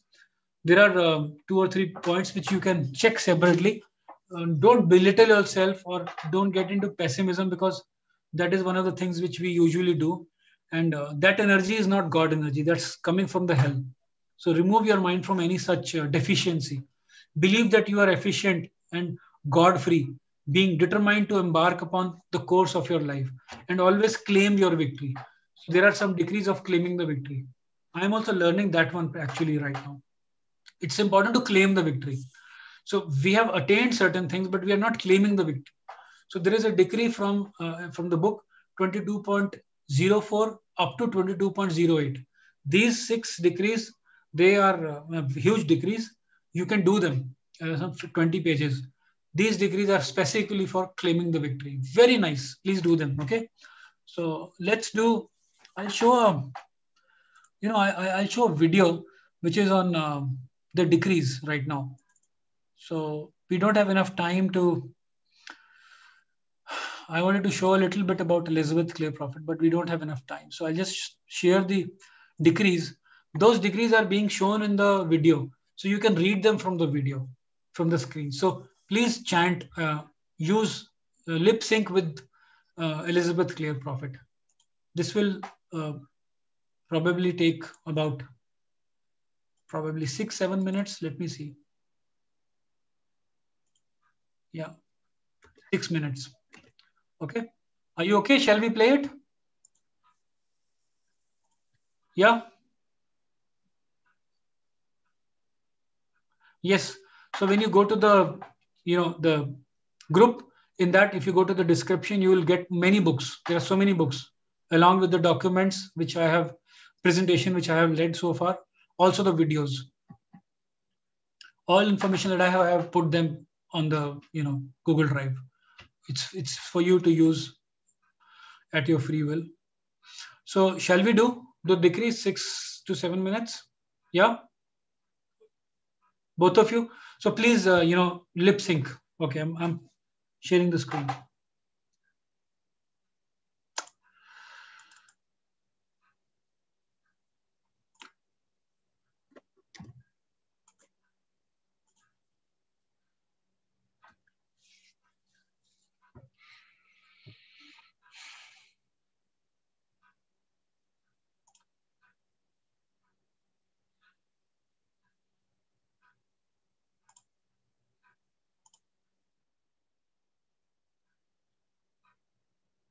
Can you see this screen? Yes, yes. Okay. I'm playing.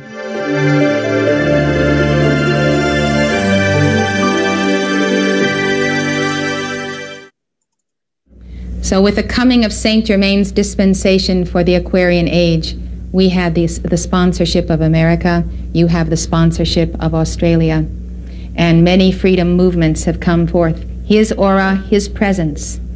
This master, if you can really comprehend the meaning of the master, is so profound and has such attainment, his aura fills the planet. And he does keep the action of freedom in every type of situation, be it education or science. As you know, he is the father of that science. But the violet flame is the key to action. We have a lot of people today who like to talk about things. Even politics has become metaphysical. We are seized with our theories. We think we know the way things should be done, but they don't stand the test of practical action. They don't work. The violet flame sees to it that we are charged with what works. What works is what is right, as long as its purpose is to glorify God in you and Christ in all people. So the violet flame is like that whistle, that tremendous wind of the Holy Spirit that takes from us everything else but what is necessary to get this world in shape. So I want to tell you from my personal experience, I know all of you have an intense desiring of your heart to do more for people, for life, to become more of who you are. And I know what that desiring is, and I know you wouldn't be here if you didn't have it. And the step, the giant step into the path of really the masterful presence of your godhood, the giant step into the Great White Brotherhood, from the former to the new age, is the violet flame. So let's do it. The proof is in the pudding. I commend you to the great joy of this practice daily.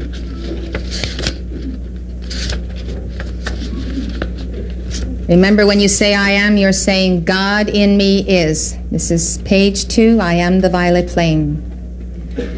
I am the violet flame in action in me now. I am the violet flame, to light alone I bow. I am the violet flame in mighty cosmic power. I am the light of God, shining every hour. I am the violet flame, blazing like a sun. I am God's sacred power, freeing everyone. I am the violet flame in action in me now. I am the violet flame, to light alone I bow. I am the violet flame in mighty cosmic power. I am the light of God, shining every hour. I am the violet flame, blazing like a sun. I am God's sacred power, freeing everyone. I am the violet flame in action in me now. I am the violet flame, to light alone I bow. I am the violet flame in mighty cosmic power. I am the light of God, shining every hour. I am the violet flame, blazing like a sun. I am God's sacred power, freeing everyone. That's 3 ways to give that decree. It's your choice. They're all correct.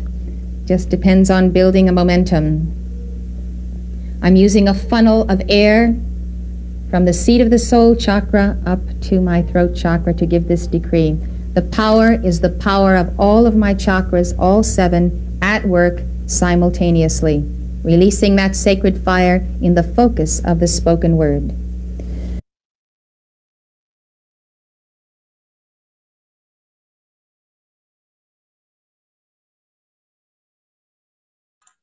Are you not seeing the screen? Nisha ji? No, it wasn't visible. But that is what, now I was sharing the screen. So if the screen was not there, tell me when you see the screen. Otherwise, then it won't help. You have the to see. Screen was visible, but the particular page was not visible. The page where degree is mentioned, that was not visible. Okay, let me. Okay.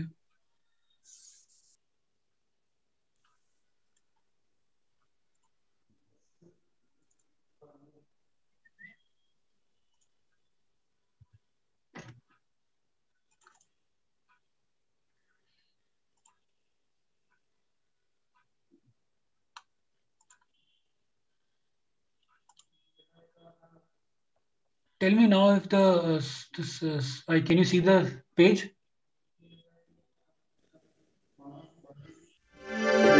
Yes.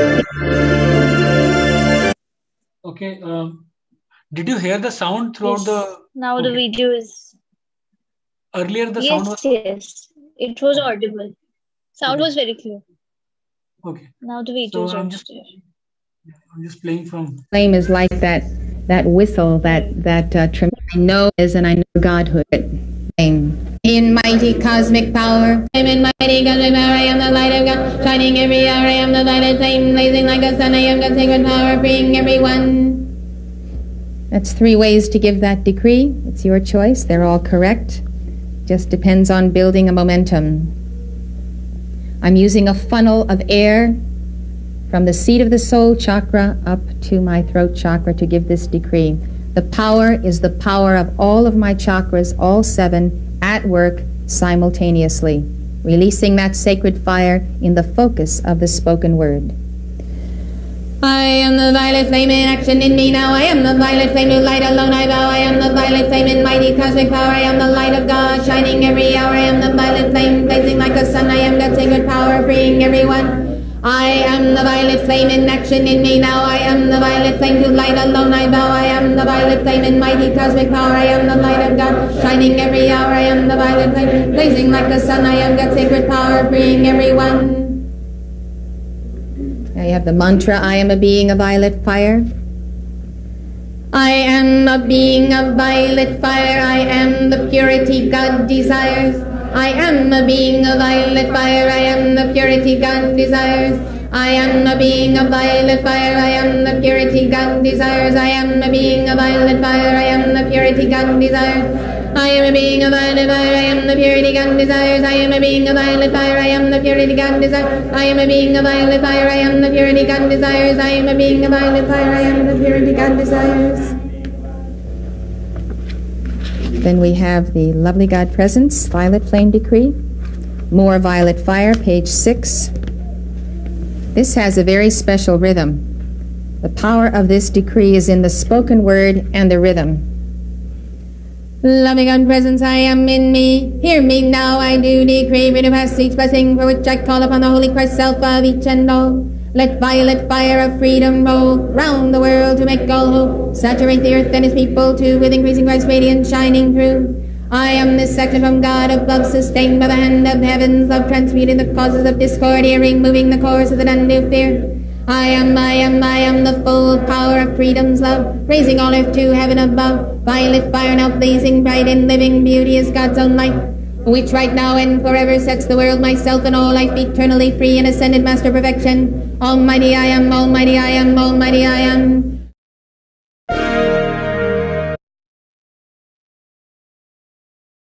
I think yes. She has left, Rani. So I think we are done with the session. So I'll just do a small, closing sealing prayer. You can also do it along with me. It's by Elizabeth Clare Prophet only.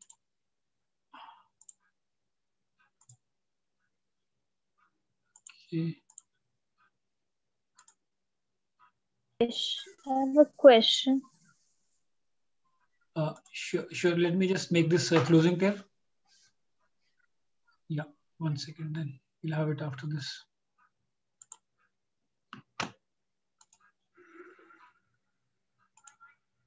light of the eternal spheres, Elohim of God, beloved Hercules and Amazonia with us, seal us in the Emmanuel, seal us in the light of Sanat Kumara. Seal now the emergent grail of each one. Seal the flaming potential of the soul, the heart and the mind, and the physical foundation thereof, the mental, the etheric, and the feeling world. Seal these hearts with living fire. Seal them now as we sing to the Ancient of Days, Sanat Kumara. Fill our grail, fill us now, Sanat Kumara, and let us be a living replica of the chalice of Elohim and of the Ancient of Days. In the name of the Father, the Son, the Holy Spirit, and the Mother, we accept it on this hour in full power. Amen. Say Amen. There's one more closing prayer. And in full faith, I consciously accept this manifest, manifest, manifest. And in full faith, I consciously accept this manifest, manifest, manifest. And in full faith, I consciously accept this manifest, manifest, manifest. Right here and now, with full power, eternally sustained, all powerfully active, ever expanding and world unfolding until all are wholly ascended in the light and free. Beloved I am, beloved I am, beloved I am. Amen. Say Amen. Yes, Nisha, tell me. You should say Amen at the end of the prayer, because Amen is the true acceptance. Yeah. Right. It's regarding Ho'oponopono prayer. We should say this prayer to our own self, or we can say it to someone else also. So there is a true, meaning of Ho'oponopono. Oh, there were so many people. Devasmitha, Anti-Venom, all of them, they were joined through YouTube. Okay, I think we are done with the session. So I'm closing the session, but I'll just answer your question of Ho'oponopono. See, Ho'oponopono is basically, I will tell you, what does it do? Okay, I want to explain you about what Ho'oponopono does. It's a very deep thing. See, we are asking for forgiveness if we have done anything wrong, or our ancestors have done anything wrong, to whoever we are asking, to them or to their ancestors, something which has caused them problem, and asking that thing to be transmuted so that all its record, memory, and everything can be nullified. And once it is done, then we are in a state of emptiness. That is basically a zero state. That there is a book also by Joey Vittal, who is the one who is, who brought this Ho'oponopono and everything. Zero Limits is its name is. Okay. And when we reach to that state, that is when we can create abundance. We can create love. So there is a very beautiful document on this, which I am actually looking for. And I will share it with the group once I find it. Okay. I have written it myself, but I am not finding it. My computer memory got erased some time back. So it was in that computer, but I'll check on cloud. But otherwise also I can find it and share it. It's not a problem, but it's easily approachable. You can search for it also. So we are doing a prayer in which we are deeply going into the state of, forgiveness, honesty. If my ancestors have done anything wrong or impacted you, your ancestors, in any thought, form, or physical element, we ask for forgiveness. Kindly transmute this energy into an energy of negativity, of hurt, of all the record and all the memory forever. Okay, into the violet flame, and then you can create whatever you want to create, abundance, love, and all that. So this is a very, very pure prayer. Actually, it's a very simple prayer. But by doing this, we are also taking the ownership. See, I am asking for forgiveness only when I am believing that there is something that I have done, which I must ask.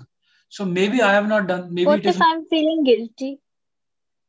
You can remove the guilt part, because what is guilt doing? It is holding you down. You can say that, yes, okay, maybe in that case, should I say the prayer to myself also.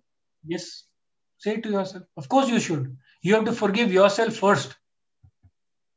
Absolutely. Okay. Yeah. So that guilt and all which has come, you have to forgive yourself and others. So I'm also actually, this is something which is very deep. I'm also learning myself. But eventually it really works because So as I was saying, simultaneously, I can say it to myself also and to the other person also. Both. yes, you can continue with both. It's not that, you have to first do to yourself and, then after a certain period, you have to do to another. You can do it parallel to others. You can do a prayer for yourself. You can do a prayer for other person. Ho'oponopono is so powerful. It works on even the articles. I've People written it do. over my board here. Yeah. Yeah. Very nice. Very good. Excellent. So, you can do it parallelly with everybody. People do it for articles. So there was this, who invented this prayer. There's a doctor, Ian Yakalaka. His name is very different to pronounce. So Hugh Yakalaka. There's some different name from Hawaii. This doctor, there was somebody who was Joy Vittal and he were interacting, the author of this book Zero Limits, and Joy Vittal was sharing that a person called him from the NASA and there was an issue with the rocket they were going to launch. So that issue was not getting resolved. So he said, okay, then probably there is an issue with that whatever that machinery. So they did a Ho'oponopono on that machinery, and without touching, they did not touch. That machinery was fine. So this all sounds very jazzy, okay? So we don't have to get carried away, because what happens now, like a small child, we start behaving in that way. Okay, chalo, then I will fix my computer or whatever, my car. But what about his intensity? He has mastered it from years.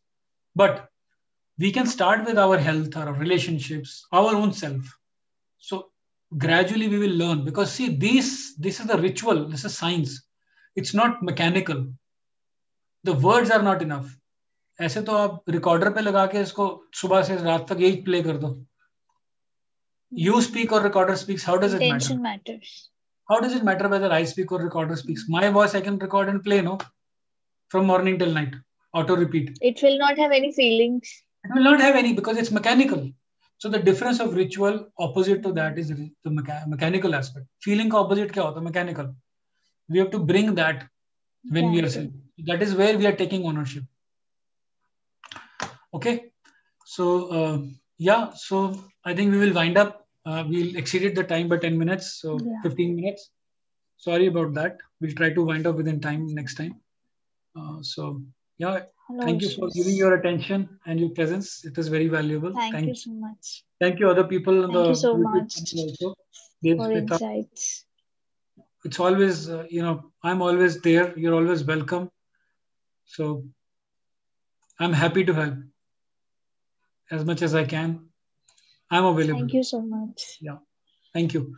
Thank you, the watchers from the YouTube. Thank you so Debu much. Smita, Anti-Venom, Adam, Amita, all of you. Thank you. Thank you, Nisha ji. So have a wonderful day ahead. Thank you so much. And lunch. So bye. Bye for now. Bye. Bye. Thank you. Thank you. Bye. Namaste, everybody.